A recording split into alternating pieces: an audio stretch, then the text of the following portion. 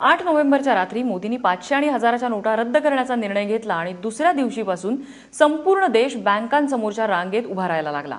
नोटबंदीचा निर्णय मोदींनी घेतला असला तरी त्याची अंमलबजावणी लाखो बँक कर्मचाऱ्यांकडून केली जाते।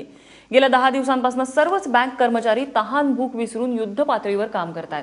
अनेक बँकांमध्ये कर्मचाऱ्यांना ग्राहकांचा रोष आणि तक्रारीचा सामना सुद्धा करावा लागतोय। मात्र नोटा बदलीचं काम अविरतपणे सुरू आहे। त्यामुळे बँक कर्मचाऱ्यांच्या या सेवेसाठी त्यांच्या पाठीवर कौतुकाची थाप दिलीच पाहिजे। गेल्या 10 दिवसातला बँक कर्मचाऱ्यांचा अनुभव जाणून घेतलाय आमच्या मुंबईच्या प्रतिनिधींनी।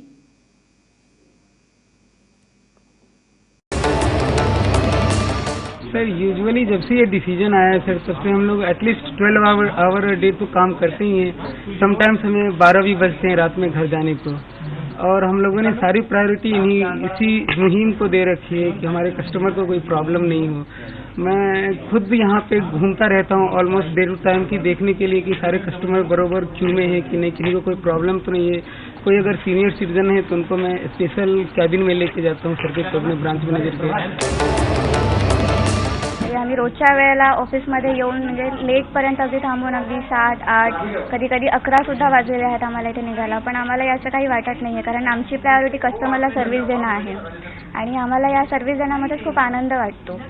म्हणजे आम्ही जी आम्हाला सांगितलेलं आहे की तुम्ही कस्टमरला चांगली सर्व्हिस द्या, त्यांना मदत करा, आम्ही ते पुरेपूर करायचा प्रयत्न करतो। आमचे 100% देतो। आमची पूर्ण पर्सनल लाईफ सुद्धा डिस्टर्ब झाली यामुळे, पण आम्हाला त्याची जरासुद्धा खंत म्हणजे वाटत नाही आहे।